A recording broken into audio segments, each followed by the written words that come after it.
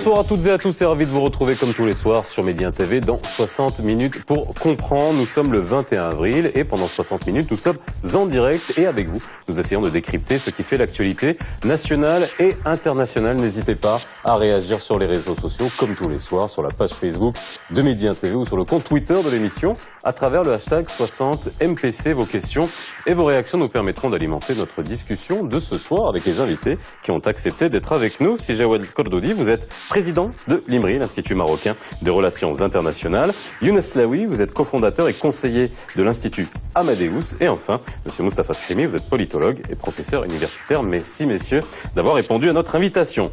C'est hier que s'est tenu à Riyad le sommet Maroc-Pays du Golfe, le premier du genre. Sa Majesté le roi Mohammed VI a en cette occasion adressé aux pays membres du Conseil de coopération du Golfe un discours marquant dans lequel il est revenu sur la coopération régionale, notamment en matière économique et sécuritaire. Ce sommet a donné incontestablement un nouveau coup d'accélérateur à la dynamique du partenariat stratégique entre Rabat et ses pays. L'occasion pour nous de revenir ce soir sur les raisons d'une visite importante et sur l'historique de ce partenariat stratégique. Pourquoi une visite maintenant? Quelle analyse peut-on faire du discours de Sa Majesté donné hier? Comment sont les relations entre le Maroc et les pays de la péninsule arabique? Et sur quoi repose cette collaboration? Maroc-CCG, une rencontre décisive, c'est le titre de l'émission de ce soir. Une première, un sommet Maroc-Pays du Golfe. Cet événement de marque tenu hier à Riyad a donné un nouvel élan au partenariat stratégique entre le Maroc et le Conseil de coopération des pays du Golfe arabe. C'est aussi une occasion pour coordonner les positions des deux parties. Objectif, faire face aux défis et menaces qui guettent la région arabe dans un contexte régional et international délicat. Dans son discours prononcé à l'occasion du sommet Maroc-Pays du Golfe, le roi Mohammed VI a abordé plusieurs points essentiels. D'abord, la profondeur des liens de coopération et de solidarité entre les deux parties.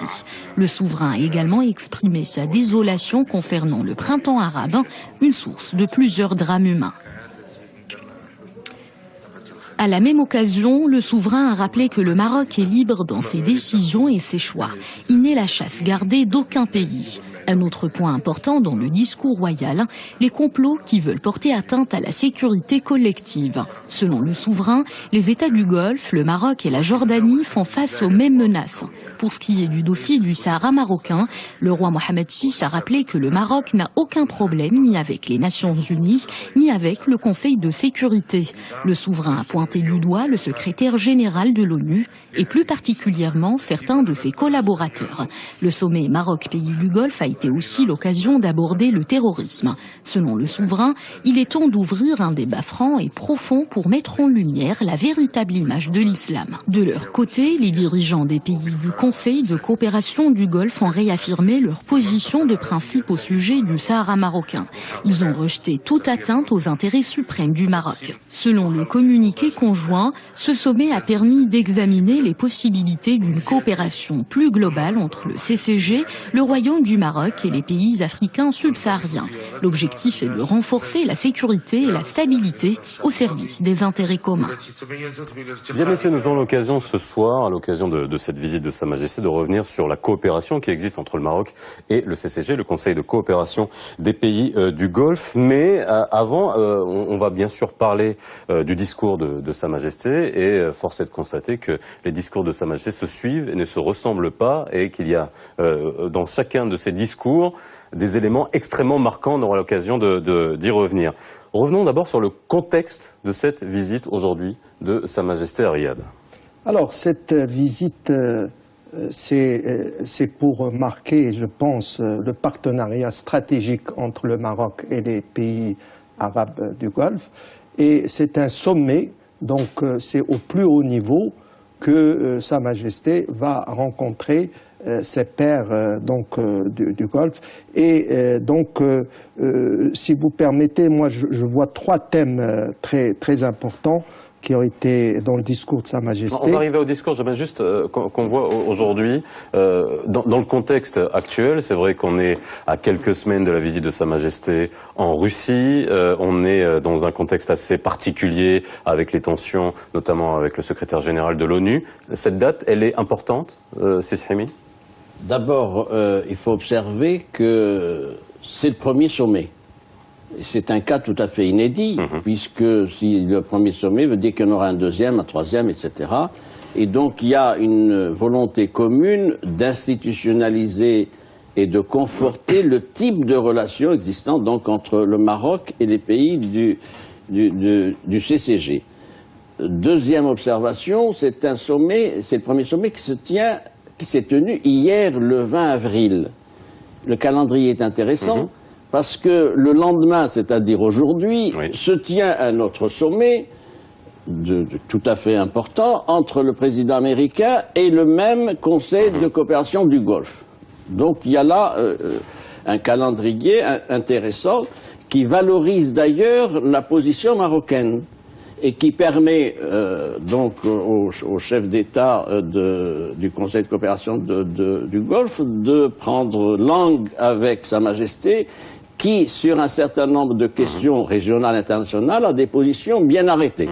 Donc il y a là un échange qui se fait à la veille donc, de la visite du président Obama. Autre observation, pourquoi maintenant? C'est la question que vous avez posée. Évidemment qu'il y a un contexte tout à fait important. D'abord, pour ce qui nous intéresse, nous, il y a la question nationale du Sahara qui est posée devant le Conseil de sécurité. On y reviendra tout à l'heure avec le rapport de Ban Ki-moon qui a été déposé et remis aux membres du Conseil de sécurité mardi dernier. Il y a ensuite ce qui se passe dans les entretiens et les conférences touchant le retour souhaitable de la paix en Syrie. Et puis il y a tout le contexte international, c'est-à-dire ce qui se passe maintenant au Yémen, ce qui se passe ailleurs, etc. Et donc il y a là une conjoncture tout à fait particulière qui est propice à l'échange de vues entre Sa Majesté le Roi et ses pairs du Golfe. C'est cela, oui. Alors, bon, il y a pour moi deux sujets. Il y a d'abord le premier sujet qui est celui de la solidité des liens entre les pays du CCG et le Maroc. Pour moi, il ne faut pas nécessairement faire le lien automatiquement avec le contexte du Sahara. Ce premier sommet vient conclure des relations qui se sont fortement approfondies ces dernières années et qui rentrent également dans le cadre d'une géopolitique marocaine à l'international qui est de plus en plus marquée et de plus en plus forte, avec une volonté réelle de diversifier ces relations et de les renforcer avec les partenaires qui sont stratégiques et fiables. Donc pour moi, ça vient d'abord et avant tout renforcer cette relation avec les pays du CCG. C'est un élément important et Sa Majesté a effectué ces dernières années plusieurs tournées dans les pays de la région. Et donc pour moi, c'est un élément important. Ensuite, il s'avère que nous sommes dans une période d'un agenda important pour le pays sur l'affaire du Sahara. Donc Sa Majesté et cette rencontre ont été l'occasion de montrer qu'il y a une convergence de vues entre les pays du CCG et le Maroc. Et moi, je note un élément important qui est unique. Les pays du CCG ont fait de la cause du Sahara leur cause, de la marocanité du Sahara.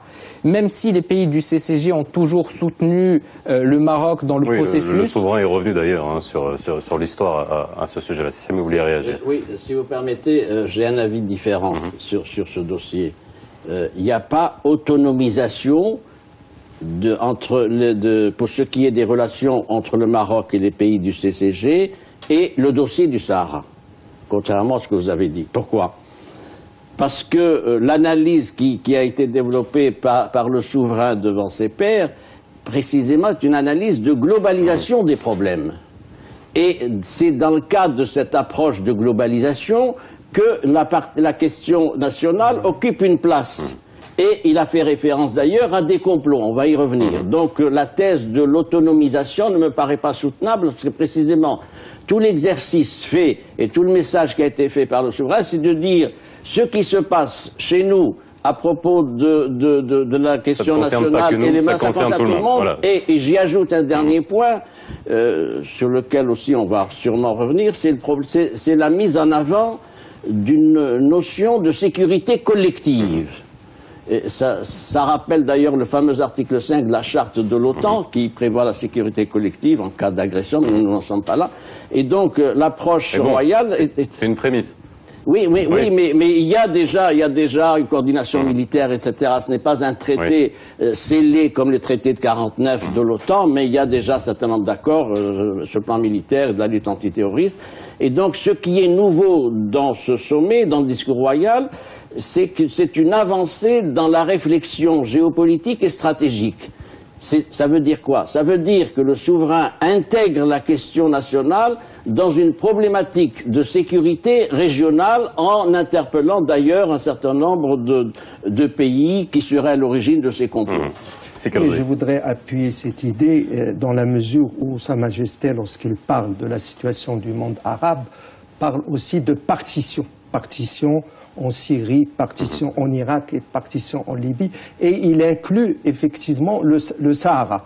Donc, si vous voulez, effectivement, il essaye de globaliser le problème du Sahara pour ne pas l'autonomiser justement dans la situation actuelle, puisqu'il a parlé véritablement de partition. Donc, si vous voulez, ces complots dont on va parler tout à l'heure, si vous voulez, tentent de faire une partition de certains pays arabes. Alors, j'aimerais juste faire une petite réaction. Nous convergeons. Alors, ce que je voulais dire, je m'en félicite.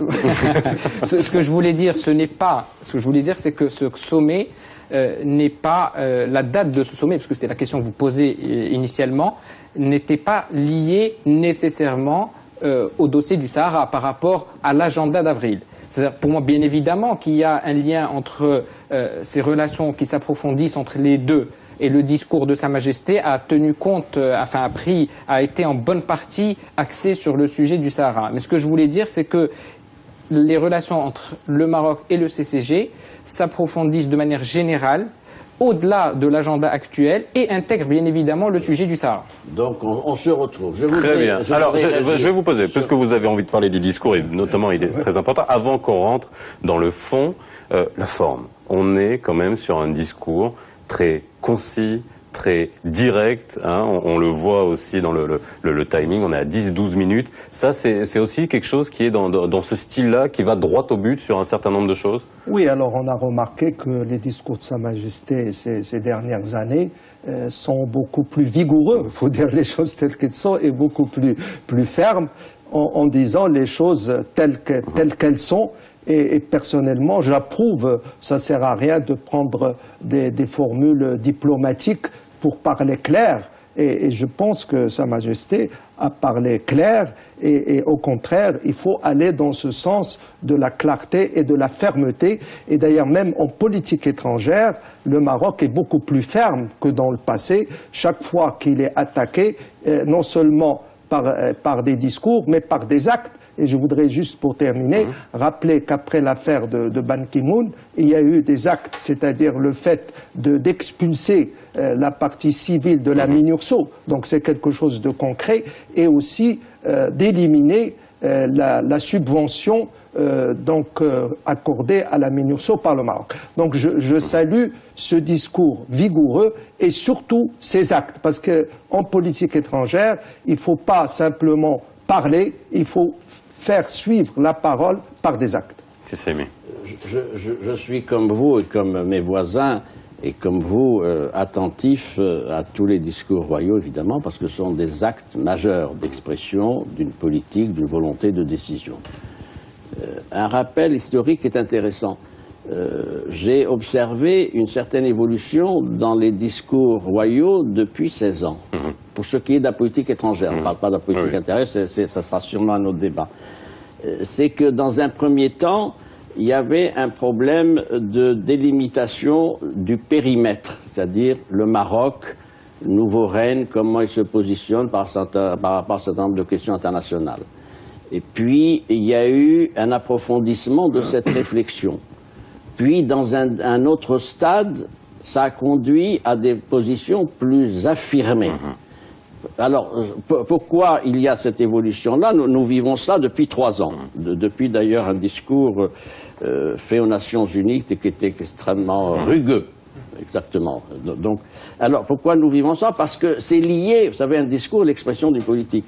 Un discours, c'est pas l'expression d'un état d'âme ou d'une psychologie, etc. C'est l'expression d'une évaluation qui est faite par le souverain d'un certain nombre de questions internes et leur insertion dans l'environnement international. Ça a pour conséquence une remobilisation diplomatique du Royaume depuis 3 ans, exactement depuis 3 ans, sur un certain nombre de questions. Ça s'est fait déjà à propos de la coopération Sud-Sud. Il y a toute une approche royale qui s'est faite par touches successives avec la coopération Sud-Sud en Afrique, ailleurs, etc., l'ouverture vers d'autres pays. Puis il y a eu la mise en cause d'un certain nombre de forces internationales qui pèsent sur le système international, qui empêchent son évolution. Et puis maintenant, on est passé à un stade supérieur. Je crois que c'est pour ça que ce discours est important, parce que c'est une interpellation peu diplomatique, très ferme, d'un certain nombre de questions qui sont sur la table. Et je crois que c'était parce que, vous savez, nous sommes dans un monde où il faut être entendu. Si vous faites des discours conventionnels, on dira c'est très bien, vous avez fait un discours, etc. Mais on est dans la continuité aussi des discours de Sa Majesté lorsqu'il avait dit on a épuisé, on a fait tout ce qu'il fallait. Aujourd'hui, notamment dans le dossier du Sahara, à un moment on est arrivé au bout et à un moment on ne peut pas faire plus que ça. Tout à fait. Ouais. Donc là on est dans cette continuité. C'est un rapport au discours, mais c'est l'expression d'un autre type de diplomatie, une diplomatie offensive, qui met le doigt sur les problèmes tels qu'ils sont. Et je crois que ça, c'est extrêmement important. On va revenir sur le discours, mais c'est vrai que quand je vous entends, c'est un peu aussi dans la continuité de tout ce remaniement diplomatique. On a l'impression que toute cette équipe diplomatique vient avec un changement de ton au niveau de la diplomatie. Dans ce même sujet, parler de la réaction du Maroc avec l'Union européenne. Lorsque l'accord agricole a été annulé par un tribunal européen, le Maroc, là aussi, a réagi très fermement et en empêchant, ce qui est quand même assez important, tout contact entre la délégation de l'Union européenne et les ministères. Donc c'est une preuve encore de la fermeté et des actes qui suivent. Alors, revenons justement sur ces termes extrêmement forts. Sa Majesté a mis en garde contre des tentatives visant à susciter la discorde et à créer un nouveau désordre n'épargnant aucun pays. Et il a également parlé de complot avec un S, bien avec un S, visant à porter atteinte à notre sécurité collective. Le ton est alarmant aujourd'hui. Est-ce que sur ces termes-là, qui sont quand même assez forts, et les réactions à l'international ne vont pas se faire attendre, j'imagine. Bon, moi, j'interprète comme un appel, entre guillemets, à la mobilisation, mais également un appel au renforcement de la coordination entre les pays du CCG et le Maroc, sur ce volet-là. C'est-à-dire, quand on parle de complot, il n'y a pas eu de partie prenante qui a été indiquée clairement, mais il est évident aujourd'hui, et je pense que tous les chercheurs et tous les spécialistes en parlent, aujourd'hui, quand on voit la carte du monde arabe, il y a des volontés ou des immixtions externes dans ces pays-là. Et je pense que le fait de prendre à partie, parce qu'il ne faut pas oublier que c'était à la fois un discours qui était retransmis à la télévision, mais le fait de prendre à partie et d'être entendu sur ce sujet-là, ça permet à la fois de mobiliser sur le front intérieur, mais également d'appeler les pairs et les chefs d'État qui étaient présents à une union, une coordination plus forte. Vous êtes un peu... C'est que le dire. C'est que le dire. Vous voulez réagir, je passerai la parole. Non, cette théorie du complot, je ne vous cache pas, j'ai écrit un livre sur le printemps arabe et chaque fois que je fais une conférence, on me sort la question du complot. Moi, ma position est la suivante. Certes, il y a peut-être une volonté de certaines puissances d'affaiblir le monde arabe, certes, mais le monde arabe aussi est faible et ne peut pas contrer, si vous voulez, ces complots s'ils existent. Donc moi, mon idée, c'est de dire, oui, il y a peut-être une volonté d'affaiblir le monde musulman et le monde arabe, mais c'est à nous aussi, et d'ailleurs on l'a vu, quels sont les pays qui ont failli? Eh bien, c'était les pays les plus faibles, c'est-à-dire la Libye. La Libye a failli parce qu'il n'y avait pas d'État libyen. La Syrie a failli aussi. Mais le Maroc, qui est quand même un pays stable et un État fort, n'a pas eu les mêmes conséquences. Donc je ne voudrais pas qu'on dise simplement c'est le complot, et aussi quand on parle uniquement de complot, on ne fait pas son autocritique. Moi, je trouve qu'en tant que pays arabes, nous devons aussi faire notre autocritique. Est-ce que nous avons fait les réformes politiques nécessaires? Est-ce que nous avons évité Mais là, vous les parlez inégalités au niveau du monde arabe, sociales? hein. Oui, du monde arabe en général. Ouais. Est-ce que nous avons évité les inégalités sociales? Est-ce que nous avons évité l'accaparement des richesses par les dirigeants? Tous ces problèmes-là sont des problèmes internes sur lesquels on doit réfléchir et non pas simplement porter la responsabilité à l'extérieur. Mes deux voisins n'ont pas répondu diplomatiquement à la question que vous avez posée, celle des complots. J'ai attendu qu'on fasse le tour pour le faire remarquer. M. Keldoudi s'est défaussé, M. Slaoui aussi. Mais bon, Sa Majesté le Roi dit il y a des complots. Et il donne un certain nombre d'éléments à ce sujet. Oui. On peut les citer, vous allez les citer, etc. Bon, complot de qui? Par qui? Bien, ça, évidemment, on aura des éclaircissements, mais ce qu'on peut noter tout de même, c'est que quel est le problème numéro 1 des relations internationales depuis plus de 3 décennies et demie, depuis 79, depuis la révolution iranienne? C'est le problème de l'islam. Il y avait le problème de l'islam chiite iranien 79 Khomeini, et puis il y avait la persistance donc de l'altérité Est-Ouest qui ne tient plus depuis la chute du mur de Berlin, novembre 89. Depuis novembre 89 et l'effondrement du système soviétique, qu'est-ce qui reste sur la scène internationale? Il reste l'islam. C'est le facteur le plus important qui pèse sur les relations internationales. Et prenez toutes les analyses de politique internationale qui sont faites depuis donc 89. Problème numéro 1, c'est l'islam. Alors, c'est quoi l'islam? C'est d'abord une masse. Aujourd'hui, c'est 1 milliard de musulmans. C'est des pays qui disposent de ressources financières. C'est des pays qui ont des positions géostratégiques du fait de la localisation des hydrocarbures, etc. Et c'est des pays qui sont maintenant partie prenante dans le système international. Ce n'est plus des pays soumis à des tutelles d'une manière ou d'une autre, etc. Et qu'est-ce qui résiste dans le système international? C'est bien les sociétés musulmanes et les sociétés arabes. C'est le seul bloc qui se trouve là, qui n'est pas un bloc artificiel, qui est un bloc fondé sur des valeurs, Sa Majesté l'a dit, sur une religion, sur une histoire, sur des solidarités, et qui est là, debout, face à un système international qui est un système inégalitaire de désordre. Qu'est-ce qui se passe aujourd'hui, tout de même? M. Keldoudi a fait référence au passif des États arabes, bien sûr, mais qui est venu pour exporter, soi-disant, la démocratie en Irak en 2003? Donc, il faut quand même parler clairement. La situation du monde arabe, une situation qui a été provoquée par quoi? Par l'interventionnisme occidental dans la zone arabe.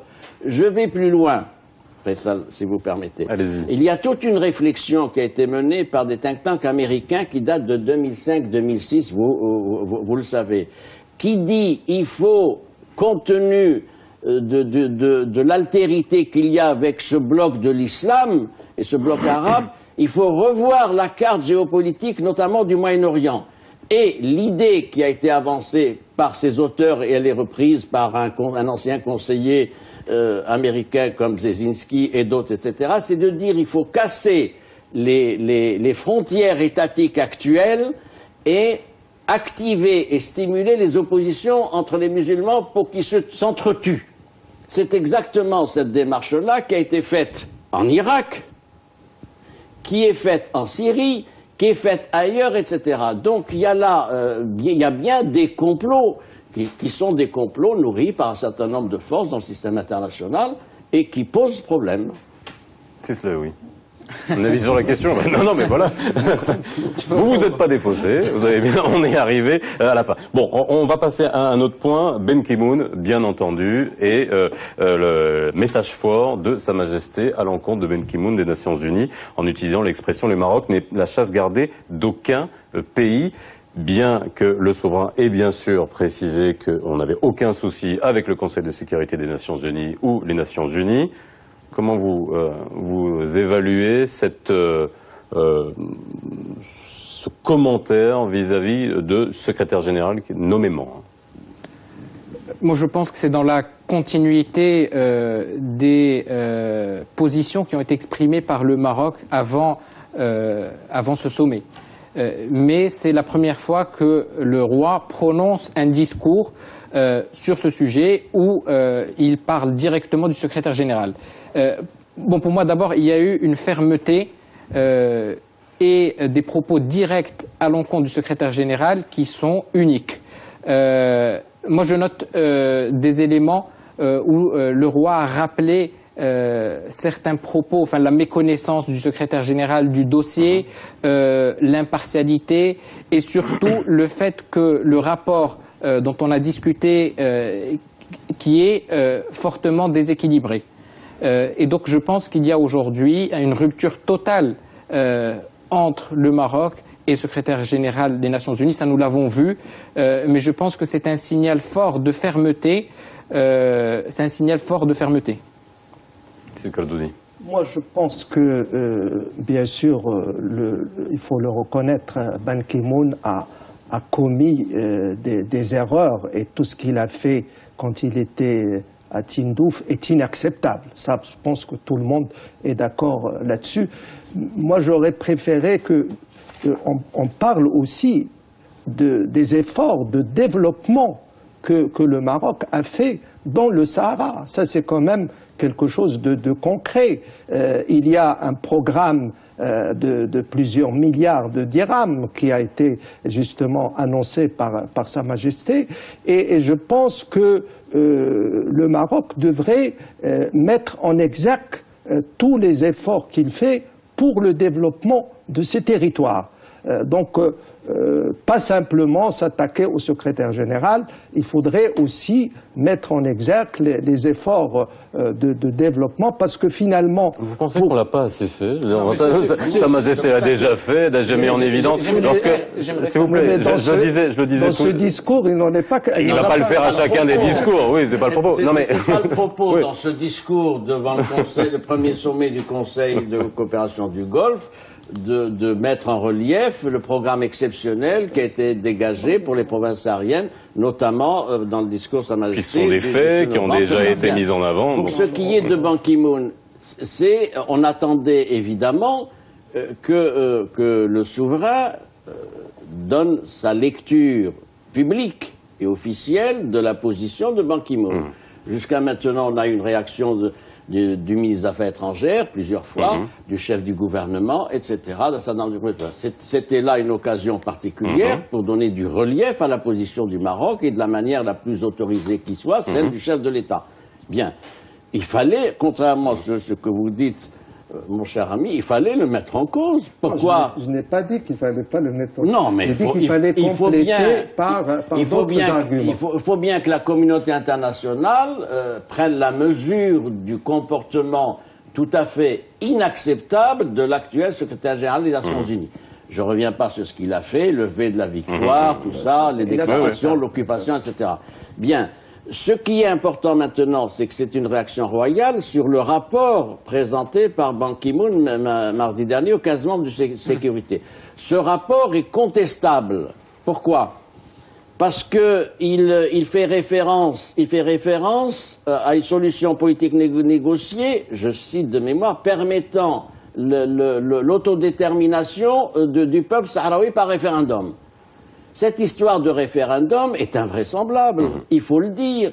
Ça a été l'un des points retenus pendant des années, mais le référendum a été abandonné par le Conseil de sécurité en 2004. 2007. Non, si vous permettez. Je suis sûr de la date. Non, vous allez voir, parce que j'ai pas fini ma phrase. 2004 par le Conseil de sécurité et par l'Assemblée générale des Nations unies en 2007. Voilà, parce qu'il y a eu un décalage. Bien. Pourquoi ça a été abandonné? Parce que tout ce qui avait été fait entrepris, aussi bien par Becker à l'époque que par Van Walsum, c'était que cette opération référendaire n'était pas possible, elle était irréalisable. Pourquoi? Parce que pour voter, il faut des électeurs. Et il n'y avait pas eu d'accord sur l'identification du corps électoral. Bien. Donc, impossibilité de faire un référendum. Il remet ça sur la table aujourd'hui en disant, à travers une solution politique sur la base d'un référendum. C'est-à-dire qu'il revient 9 ans auparavant. Donc ça, c'est de la mauvaise foi, c'est inacceptable. Ce qui est inacceptable, c'est que je vais devoir vous couper parce qu'on doit faire une petite pause et je reviens, je vous redonnerai la parole. Ah, mais j'accepte la pause.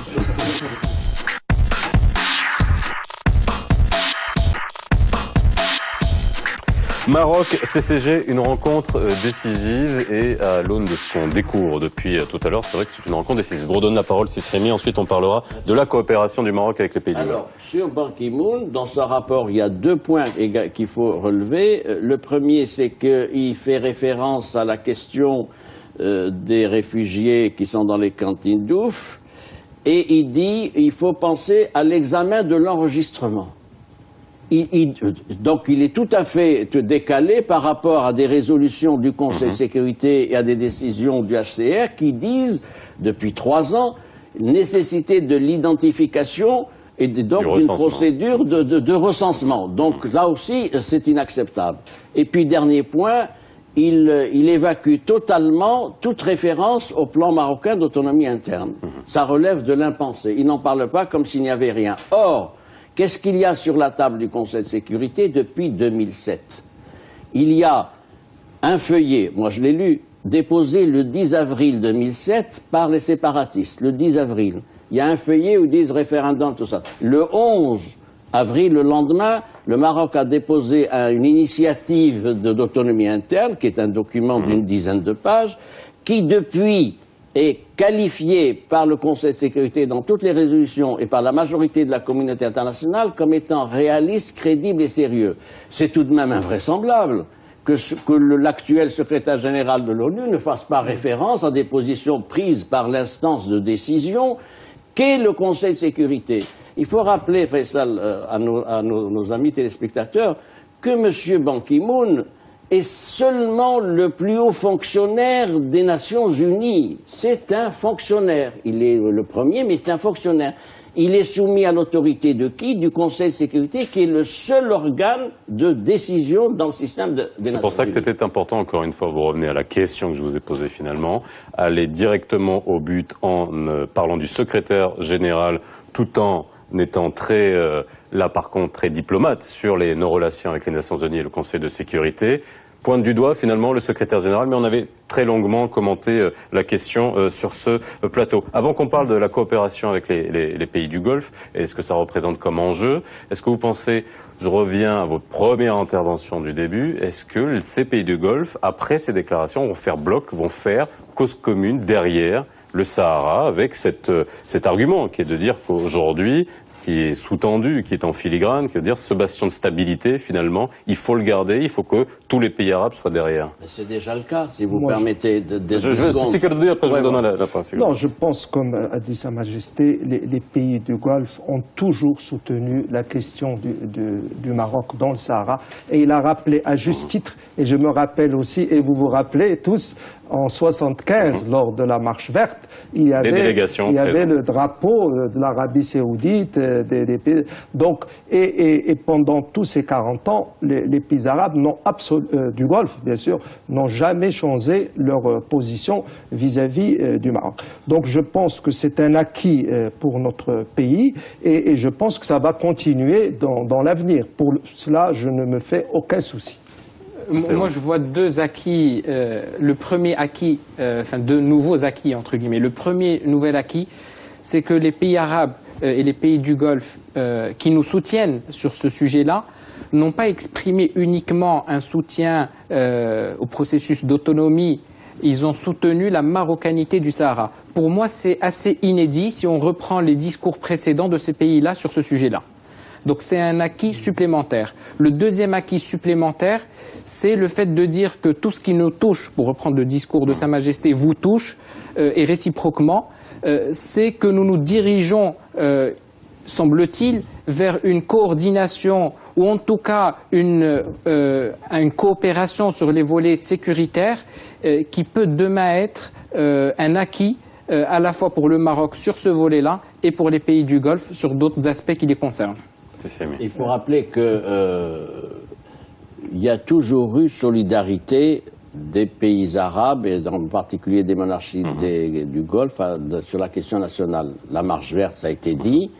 Il y a le rôle de médiation joué par l'Arabie saoudite pendant un certain nombre d'occasions entre l'Algérie et le Maroc.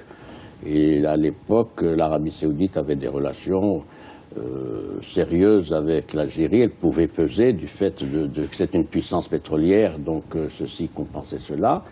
Et il n'y a jamais eu d'ambiguïté. Ils ont toujours soutenu la marocanité. Ce qui est nouveau par rapport aux anciennes positions, c'est qu'aujourd'hui, cette question des provinces récupérées du Sud n'est plus un dossier particulier dans les relations entre le Maroc et les monarchies du Golfe. C'est un dossier qui s'est déplacé dans une problématique de sécurité régionale. C'est ça qui est important. Et je crois que ça, c'est un saut qualitatif dans l'appréhension de la question nationale. J'ajoute encore que l'Arabie saoudite a joué un grand rôle au sein du Conseil de sécurité lors des dernières semaines. Elle a pesé de tout son poids pour que les positions marocaines soient prises en compte. Alors justement, j'ai justement une téléspectatrice qui se pose cette question. Est-ce que le poids des pays du Golfe est suffisamment important pour impacter positivement la décision du Conseil de sécurité concernant le dossier du Sahara marocain? Ce sont des questions que se posent les téléspectateurs. À cette question, il faut rappeler que dans le Conseil de sécurité, il y a 15 membres, dont 5 permanents, qui ont, eux seuls, le droit de veto. Bien sûr, l'Arabie saoudite peut intervenir auprès des États-Unis. Je pense que peut-être le roi Salman, quand il a rencontré le président Obama, j'espère qu'il lui a parlé un petit peu de ce problème. Quoique d'autres problèmes sont importants entre l'Arabie saoudite et les États-Unis, notamment en ce qui concerne l'Iran et le nucléaire. Mais effectivement, ils peuvent. Mais ce qui est important, et j'insiste là-dessus, c'est les 5 membres permanents du Conseil de sécurité, parce que le rapport qui a été donné par le secrétaire peut être modifié, et ce qui est important, ce n'est pas le rapport, c'est la résolution du Conseil de sécurité qui va être faite à la fin du mois d'avril. Et il faut que notre diplomatie se démène, j'utilise le mot, pour que, justement, dans cette résolution, on enlève justement la question du référendum et la question de l'autodétermination. Pourquoi c'est important? Parce que le futur secrétaire général de l'ONU va se référer à la dernière résolution du Conseil de sécurité. Donc j'insiste sur l'importance de cette résolution du Conseil de sécurité fin avril. Je voudrais nuancer ce qui a été dit.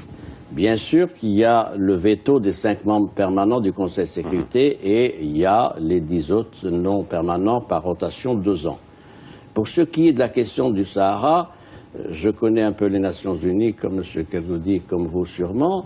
Ce qui est intéressant de nous relever, c'est la procédure qui conduit à l'adoption de la résolution. Cette résolution, le projet de résolution est préparé par qui? Il est préparé par le représentant américain. C'est important. Toujours. Ah oui, moi j'ai posé la question, j'ai demandé, etc.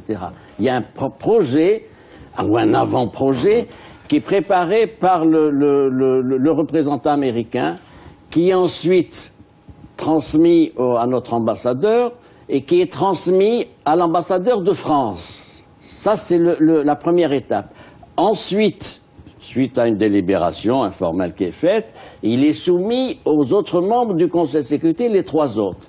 Et enfin, dans un dernier temps, les 10 autres non permanents. Donc c'est quand même extrêmement important de se rappeler cette procédure-là. C'est pas un membre non permanent qui va venir dire, ah, vous savez, sur la question bien sûr, sur la question du Sahara, voilà un projet de résolution. Il y a des règles. Il y a des règles et des usages qui font qu'il y a des dossiers qui sont traités par les uns et pas par les autres. Ce qu'il faut distinguer, c'est entre le rapport de Ban Ki-moon qui a été présenté mardi dernier et, vous l'avez dit, la résolution qui sera votée le 28 avril prochain. Cette résolution est importante pour nous. Pourquoi? Parce que le Maroc a dit, que le retour de la composante civile de la MINURSO n'était pas possible, c'est une décision irrévocable. Pourquoi? Pourquoi le Maroc prend sa décision? Il a un argument. C'est que cette composante civile de la MINURSO fait 80 membres à peu près. Qu'est-ce qu'elle a comme mission? Elle a comme mission, c'est dans les textes de 91, elle a comme mission d'organiser le référendum. Cette mission est caduque aujourd'hui et donc on n'a pas besoin de cette composante civile et d'ailleurs on a été bienveillant, voire laxiste en acceptant cette composante civile, les 80 membres qui faisaient du tourisme et qui faisaient du surf à Dakhla, ailleurs, etc. Je passe sur les détails. Oui, donc merci. ça c'est important.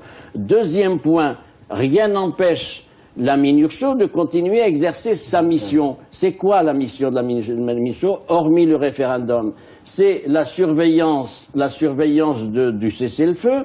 Il y a des postes d'observation. Moi, j'ai visité les provinces aériennes, des postes d'observation pour voir qui c'est qui respecte le cessez-le-feu, il n'y a pas d'infiltration, etc.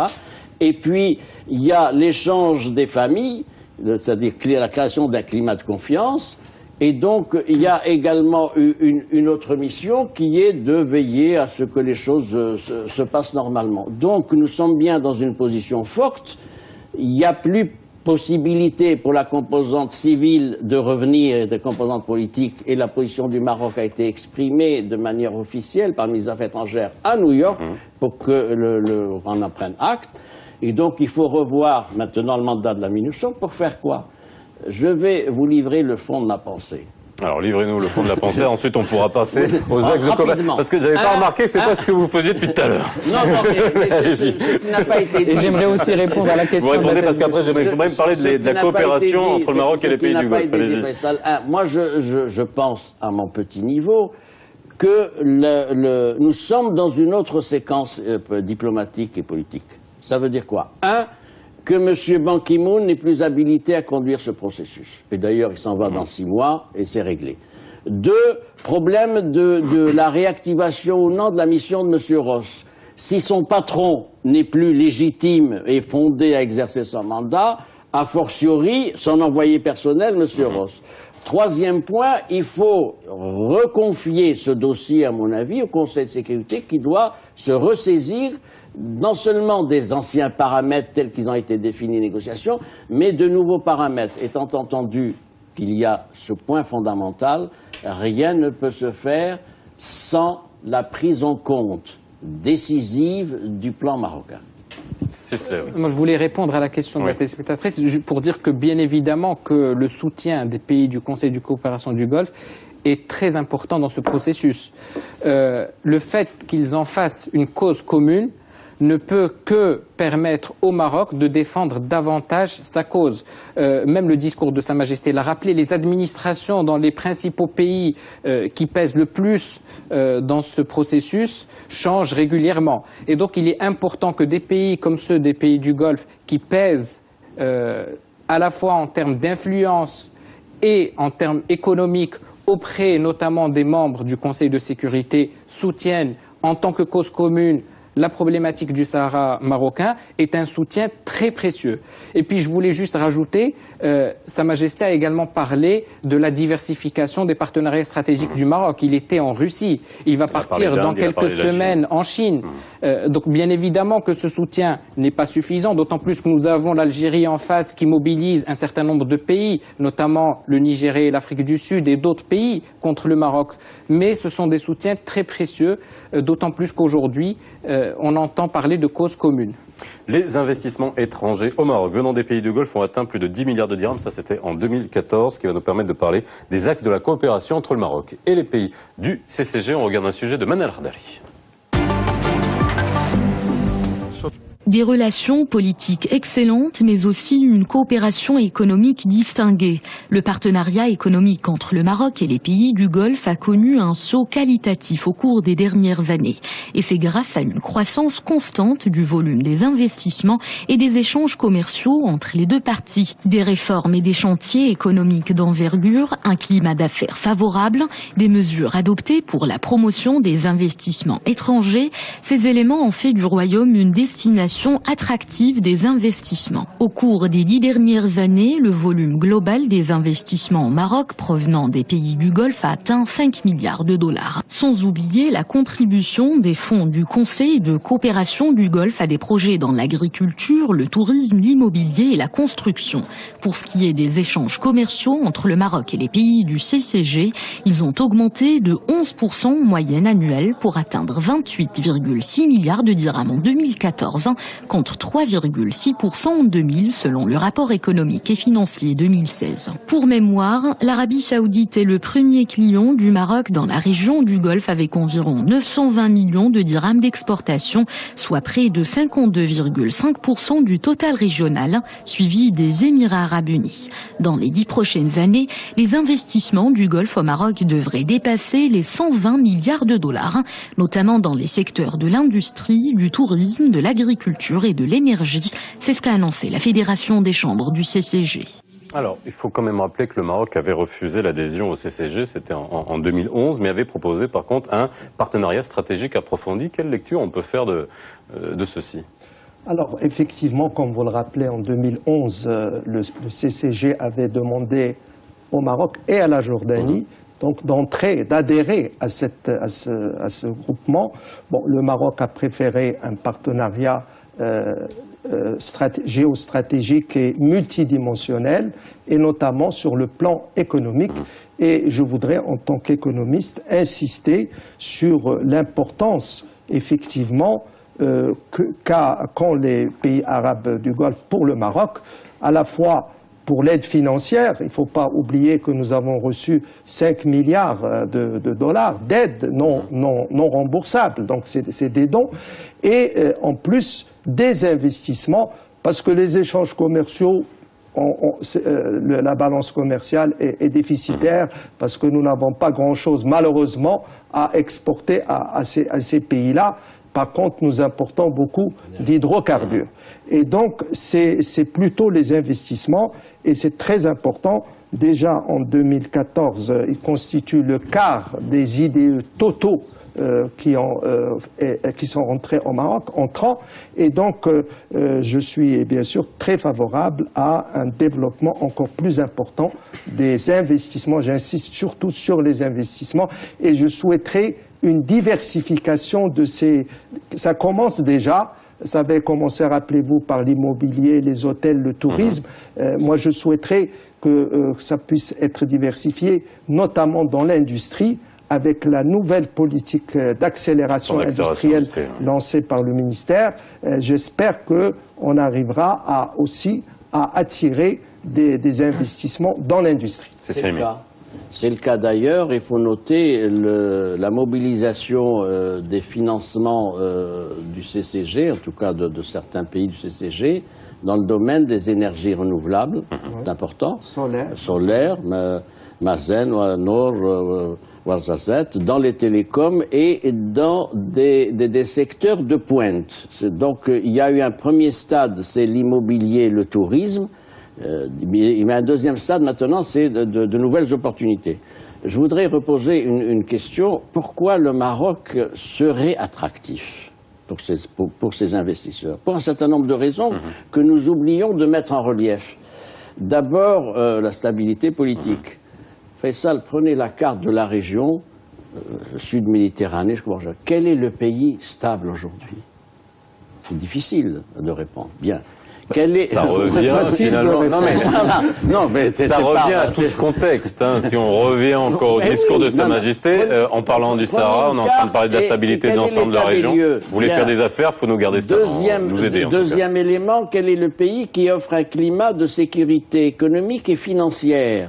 C'est important, on l'oublie, parce qu'on insiste beaucoup sur la stabilité politique, pas sur la sécurité économique et financière. Sécurité économique et financière, c'est-à-dire où il n'y a pas du jour au lendemain une fiscalité qui est bousculée, qui change, où il n'y a pas de risque de nationalisation. On a des banques solides, on a une nationalisation parce qu'on décide de faire des nationalisations, etc. Et puis, il y a un autre élément aussi, c'est les immenses opportunités qui sont offertes non seulement au Maroc, mais aussi dans un autre axe. Qu'est-ce qui se passe aujourd'hui dans la coopération sud-sud que met en valeur le Maroc? C'est l'ouverture vers l'Afrique subsaharienne. Et ça offre un champ immense d'opportunités pour ces investisseurs du Golfe. J'y ajoute un autre triangle dont on ne parle pas beaucoup. C'est un triangle Moyen-Orient-Asie du Sud-Est, où là, le pivot, c'est le Conseil de coopération et Golfe, et là, le Maroc peut être partie prenante. Donc c'est là, win-win. Nous, on peut être un hub pour l'Afrique, eux peuvent être un hub pour l'Asie. Dernier point, rapidement, qui n'est pas exploité, je parle sous le contrôle d'un économiste qui suit ces questions depuis longtemps. Le Maroc est signataire de 55 accords de libre-échange. Savez-vous que c'est un marché d'1 milliard de personnes? Et donc il y a là encore d'immenses opportunités qui sont offertes aux États-Unis, en Turquie, en Jordanie, ailleurs, etc. Enfin, ce dernier élément, c'est que le Maroc est un allié fiable et incontournable.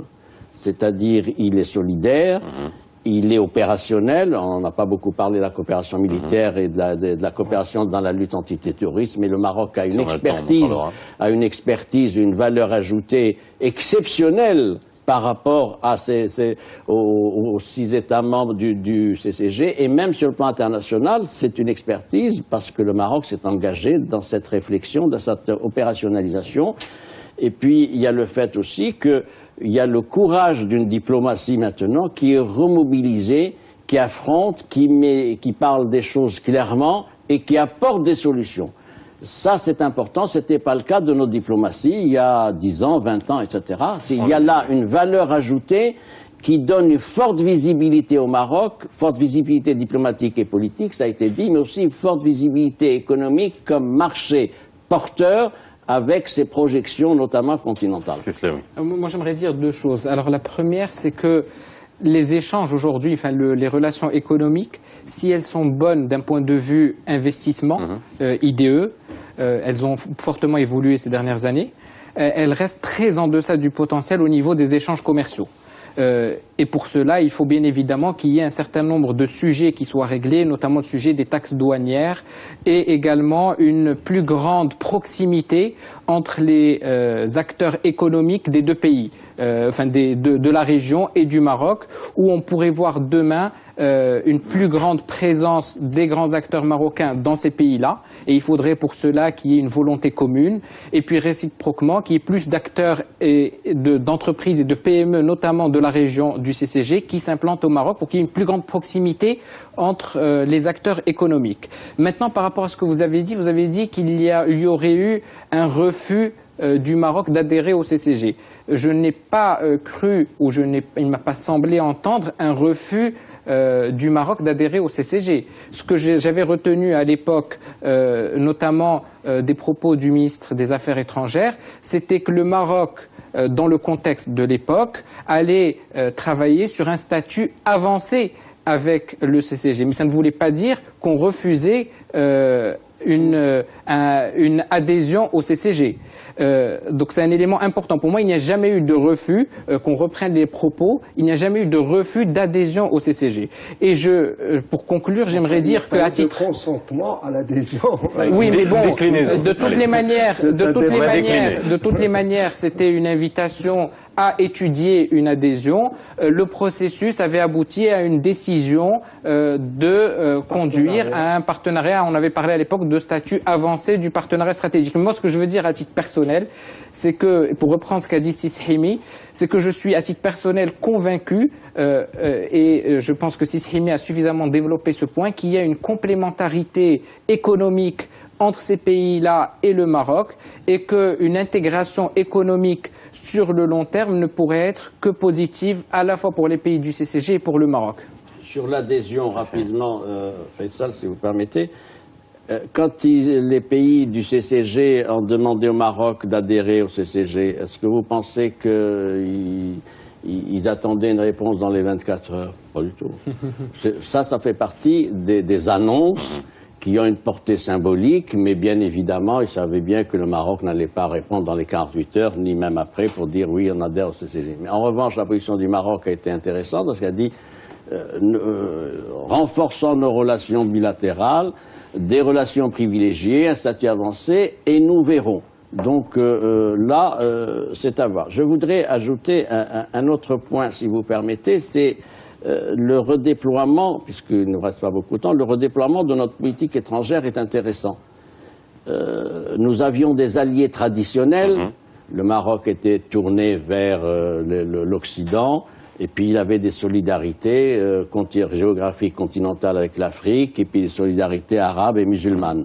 Ça, c'était le schéma classique pendant des décennies. Maintenant, c'est une autre problématique qui est mise en œuvre et qui est développée par le roi, c'est-à-dire un redéploiement de la politique étrangère du Maroc pour tenir compte des mutations du système international, mais aussi du désordre du système international.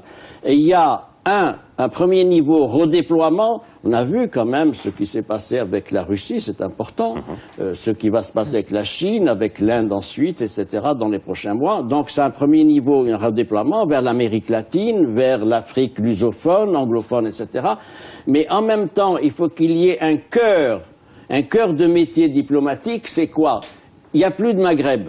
Normalement, notre espace naturel, ça devrait être l'UMA. Le premier noyau, ça devrait être l'UMA. L'UMA, pour l'instant, est en panne. Bon.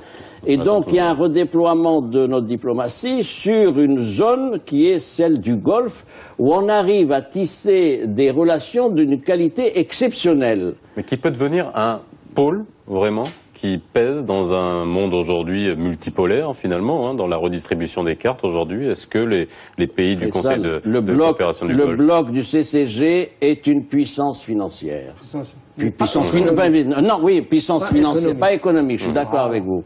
Je savais qu'il allait me censurer, c'est pour ça que je me suis pas risqué sur l'économie. Et disons pas encore politique. Voilà. Parce que... Non, c'est une puissance financière de premier plan sur les marchés financiers dans l'économie internationale.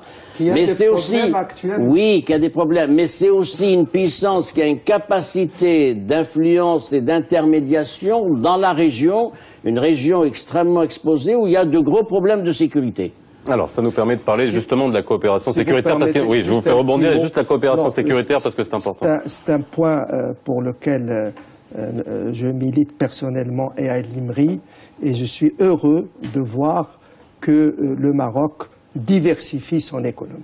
On ne peut plus rester aux 2/3 de notre économie avec l'Union européenne, avec l'Europe, qui connaît des problèmes de croissance, qui connaît même des problèmes d'existence. Vous savez que l'Union européenne vit une crise systémique actuellement. Peut-être qu'elle va disparaître. Et donc je suis tout à fait heureux de voir que nous diversifions vers, bien sûr, les pays du Golfe, mais aussi vers l'Afrique subsaharienne, vers l'Asie et aussi vers l'Amérique. Mais je voudrais profiter 2 minutes pour dire que cette diversification doit faire l'objet d'une politique globale.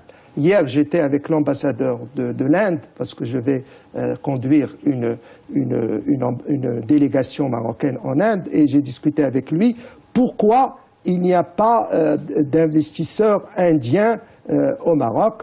Eh bien, il m'a dit, d'abord, l'Inde ne connaît pas du tout le Maroc, et d'autre part, pour nous, c'est un pays francophone, c'est-à-dire c'est un pays dans le giron donc de la France. Les Marocains ne parlent pas anglais et il a été catégorique pour me dire si vous voulez faire des affaires avec l'Inde, il faut l'anglais parce que c'est la seule langue qui est parlée là-bas. Et donc je voudrais juste mettre le point dire sur une problématique mondiale. De toute façon, vous parlez de la langue des affaires. La langue des affaires, c'est l'anglais. Ce que je voudrais simplement dire, c'est très bien d'avoir cette politique de diversification, mais il faut l'accompagner par d'autres nécessités, et notamment la langue anglaise. Alors, on n'aura pas le temps de parler de la coopération sécuritaire, puisque nous arrivons à la fin de cette émission. J'aimerais vous remercier, en tout cas, de nous avoir éclairé sur ce point, et puis d'avoir échangé, finalement. Merci, Sisrimi. Merci, Sekardoudi. Merci, Sislaoui. Excellente soirée sur Média TV, la rediffusion à 22h40. Si vous nous avez pris en route, à demain.